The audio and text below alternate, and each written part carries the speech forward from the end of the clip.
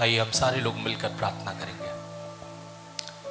प्रभु हम धन्यवाद देते हैं सुंदर समय के लिए। प्रभु ये वक्त के लिए यीशु तो योग्य है, तो भला है। प्रभु हम तेरे वचन को समझने, तेरे वचन को सुनने आए हैं परमेश्वर। प्रभु आप अगुवाई कर यीशु मसीह के नाम से, और परमेश्वर होने दे प्रभु तेरा वचन प्रभु दोधारी तलवार के समान।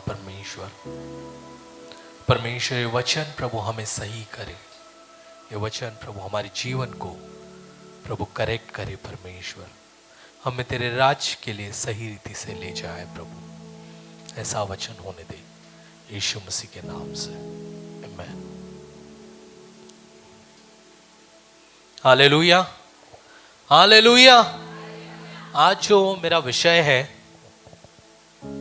वो आज ये एक सिखावन है, एक सीखने के लिए है। हमने काफी सारे उत्साहित के बहुत सारी चीजों को हमने सुना काफी दिनों से, लेकिन आज हम कुछ सीखने वाले हैं। तैयार है कलीसिया सीखने के लिए? मैं आज जिस विषय पे मुझे बात करना है वो है आत्मिक पिता। आत्मिक पिता। कितने लोग आत्मिक पिता की समझ को समझते हैं, या ये मैं कहूं कितने लोगों के पास आत्मिक पिता है? आमीन। और बहुत ही कम हाथ मुझे आज दिखाई दिए कि मैं फिर से कहता हूं, फिर से ये सवाल पूछता हूं, कितने लोगों के पास आत्मिक पिता है? अच्छा, अगर आपके पास आत्मिक पिता है अच्छा है, अगर नहीं है तो आज मैं आप लोगों को इस वचन को मैं आज आप लोगों को सिखाना, कुछ चीजें मैं आपको सिखाना चाहता हूं ताकि हमारे जीवन में एक आत्मिक पिता का क्या महत्व है ये जानना हमें बहुत जरूरी है। और आत्मिक पिता के द्वारा हमारी जिंदगी के अंदर क्या कुछ नहीं हो सकता ये समझना हमें बहुत जरूरी है। Hallelujah, hallelujah. आत्मिक पिता हर एक के जिंदगी में होना जरूरी है। We need a spiritual father. हमें एक आत्मिक पिता की जरूरत है। मेरा आत्मिक पिता है, वैसे आपके पास भी एक आत्मिक पिता होना जरूरी है। क्यों, किस लिए एक पिता, आत्मिक पिता की गरज है वो हम देखेंगे। मत्ती 9 अध्याय वचन 36 पे हम जाएंगे। जब उसने भीड़ को देखा तो उसको लोगों पर तरस आया। जब उसने भीड़ को देखा उसको लोगों पर तरस आया, क्योंकि वे उन भेड़ों की नाई, क्योंकि वे उन भेड़ों के नाई जिनका कोई रखवाला न हो, व्याकुल और भटके हुए से थे। हाँ, जिनका कोई रखवाला नहीं था, व्याकुल थे और भटके हुए से थे, ऐसे हम देखते हैं यहाँ पर। तो यानी कि एक भेड़ है, यहाँ पे कुछ चीजें हैं जिसको समझना हमें बहुत जरूरी है। भेड़ है, और भेड़ अगर है तो बाइबल बताती है कि उसका रखवाला होना बहुत जरूरी है। हालेलुया, बोलो भेड़, रखवाला। अगर भेड़ है तो उसका रखवाला होना बहुत जरूरी है। और यीशु मसीह तरस इसलिए खा रहे थे क्योंकि उसने भेड़ को देखा, लोगों को देखा, और उनको समझ में आया इन लोगों का कोई रखवाला नहीं है। हालेलुया। अभी रखवाले की जरूरत क्या है? क्या जरूरत है? Why we need a keeper. हमें क्यों जरूरत है एक संभाल करने वाले की? हमें क्यों जरूरत है एक रखवाले की? क्योंकि पहला पत्रस 5 अध्याय वचन 8 में देखो क्या लिखता है, सचेत हो और जागते रहो, क्योंकि तुम्हारा विरोधी शैतान गरजने वाले सिंह की नाई इस खोज में रहता है कि किसको फाड़ खाए। मतलब अगर आप भेड़ हो, अगर आप परमेश्वर की भेड़ हो, और अगर आपका कोई रखवाला नहीं है, तो शैतान इस ताक में है कि कि कब उस भेड़ को, कब उस लोगों को फाड़ कर खाए। हालेलुया। मैं फिर से कहता हूं, अगर हमारा कोई रखवाला नहीं है तो शैतान इस ताक में रहता है, शैतान इसलिए रहता है कि वो कब हमें फाड़ कर खाए या कब हमें वो फंसा सके, कब हमें वो गिरा सके। इसीलिए आपके जिंदगी में एक रखवाला रहना बहुत जरूरी है। हालेलुया। बोले एक आत्मिक पिता रहना बहुत जरूरी है। जोर से बोलिए, एक आत्मिक पिता रहना बहुत जरूरी है। देखो दाऊद ना एक आत्मिक पिता था, और उसने देखो क्या कहा, पहला शमूएल का 17वें अध्याय में देखो क्या कहता है। वो जब शाऊल के पास जाता है तो वो क्या कहता है? दाऊद ने शाऊल से कहा, हाँ, तेरा दास अपने पिता की भेड़ बकरियां चराता था। तेरा दास अपने पिता की भेड़ बकरियां चराता था। और जब कोई सिंह या भालू झुंड में से मेमना उठा ले गया, तब मैंने उसका पीछा करके उसे मारा। तब मैंने उसका पीछा करके उसे मारा। मतलब दाऊद क्या करता था, जब भी शेर या भालू मेमना उठाकर ले जाता था, दाऊद उनका पीछा करता था, उन्हें मारता था और मेमने को उसके मुंह से छुड़ाया, और मेमने को उनके मुंह से छुड़ा लेता था। हालेलुया। देखो मैं अभी तक अपना वचन की ओर आया नहीं हूं, मैं बस एक नींव को तैयार कर रहा हूं। मैं जस्ट बेस को तैयार कर रहा हूं। मैं आपको बताना चाहता हूं कि अकेला रहना कितना खतरनाक है। कई बार हम लोगों को लगता है कि हमें सब कुछ आता है और हम आत्मिक पिता की ओर ध्यान नहीं देते। हालेलुया। या हमारी जिंदगी के अंदर कोई आत्मिक पिता है ही नहीं, और जब हमारी जिंदगी के अंदर कोई आत्मिक पिता नहीं है तो हम शैतान के लिए दरवाजा को खोल देते हैं ताकि वो आए और हमें फाड़ कर खाए। दाऊद जो था, दाऊद अपने भेड़ों की रखवाली करता था, और जब भी भालू या शेर उसके भेड़ों को चुरा कर ले जाते थे, वो उनके पीछे जाता, वो उनको मारता, शेर और भालू को मारता और अपने भेड़ को वापस ले आता था। हालेलुया। एक आत्मिक पिता का दर्जा उसी प्रकार का है, उसी का कार्य है। जब भी हम निराश हो जाते हैं, जब भी हम फंस जाते हैं, जब भी हम गिरते हैं, तो एक पिता होता है, एक व्यक्ति होता है जो हमें फिर से कलीसिया में खड़ा करता है, जो हमें फिर से प्रभु के राज्य में उठाता है। हालेलुया। फिर से हमें वचनों में तैयार करता है। हालेलुया। इसलिए प्रियो मैं कहना चाहता हूं, हमारी जिंदगी के अंदर, आपकी जिंदगी के अंदर एक आत्मिक पिता होना बहुत जरूरी है। हालेलुया। हालेलुया।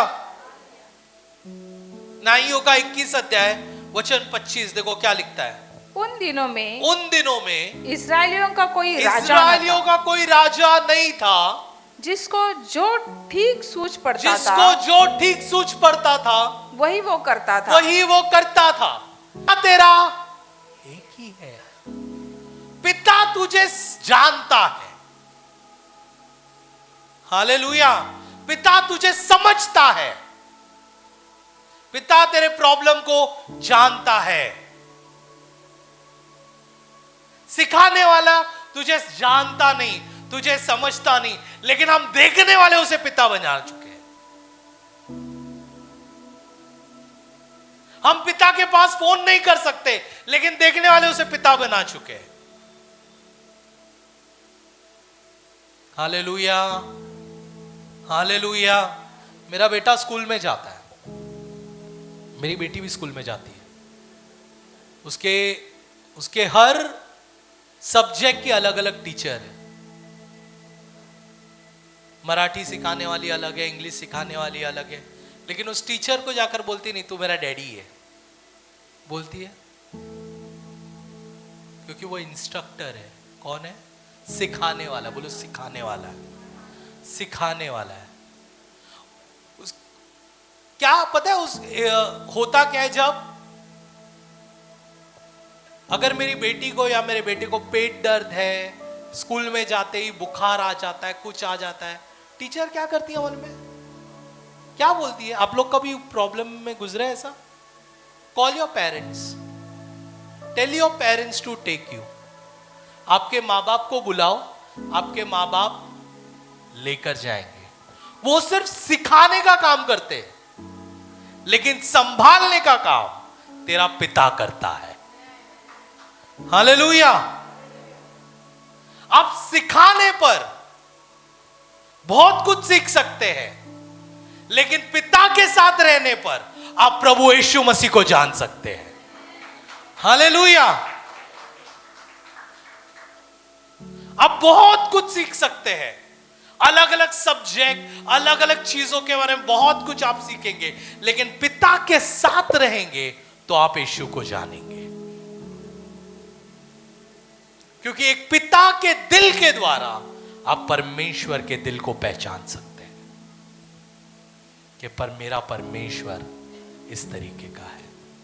इसलिए आत्मिक पिता जरूरी। एक दूसरे से बोलो, आत्मिक पिता जरूरी है।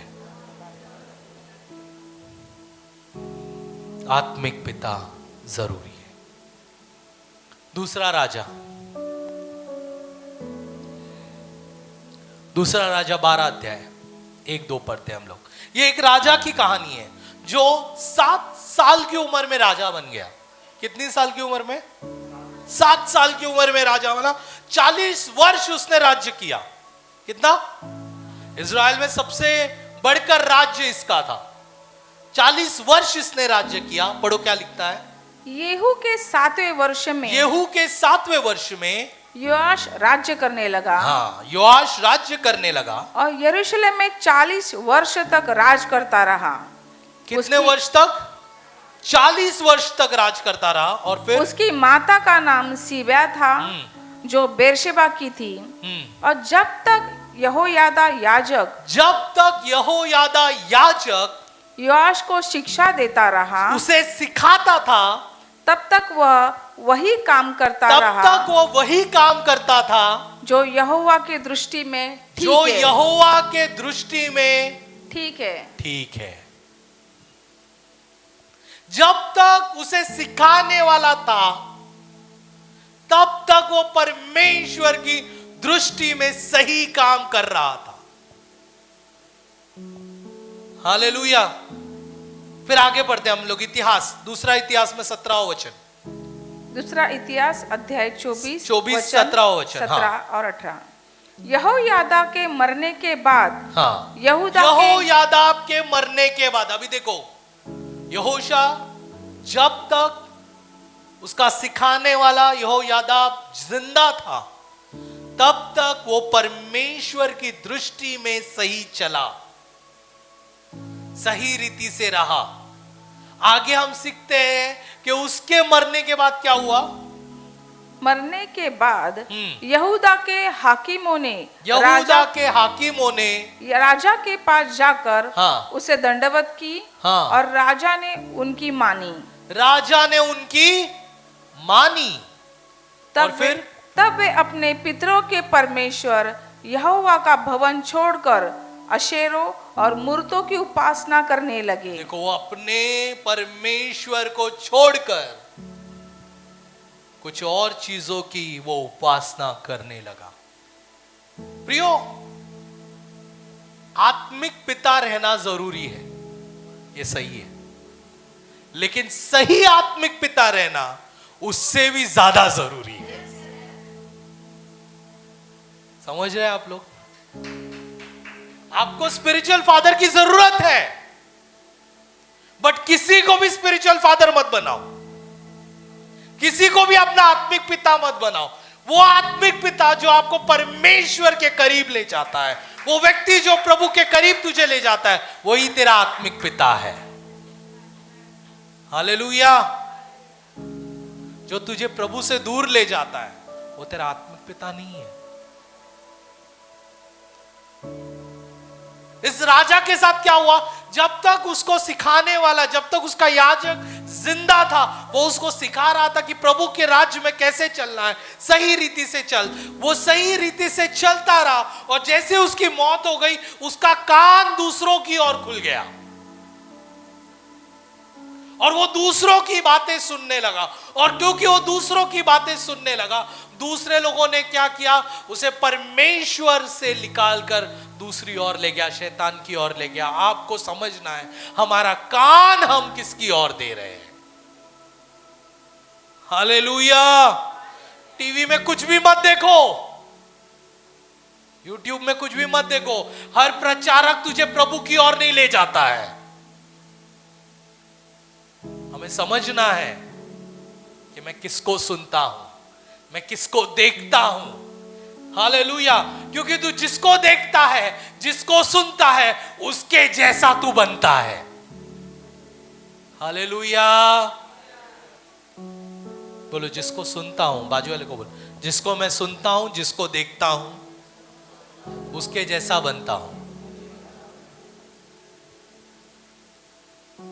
Be very very careful.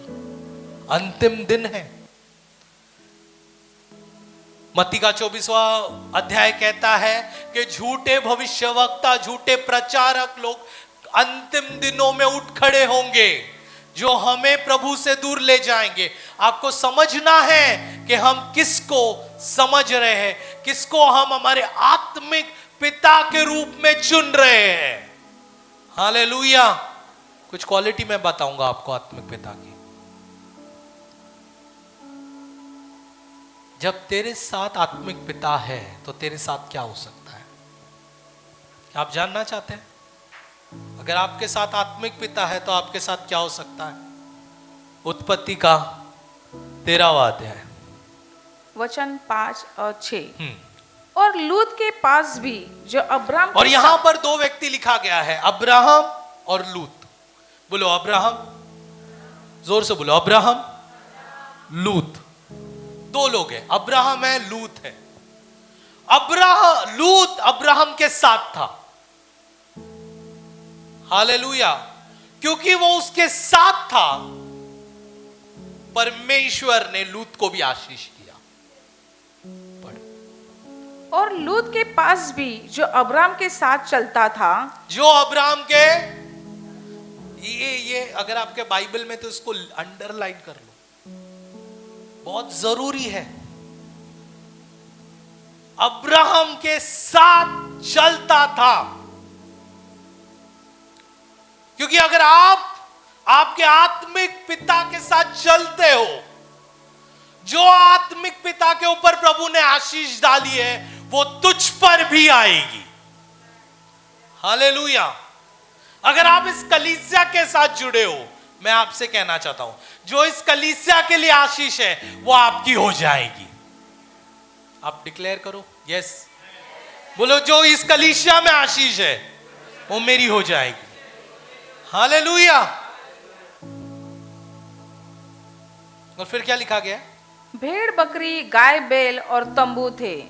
सो उस देश में उन दोनों की समाई न हो दोनों सकी। के समान पढ़ो।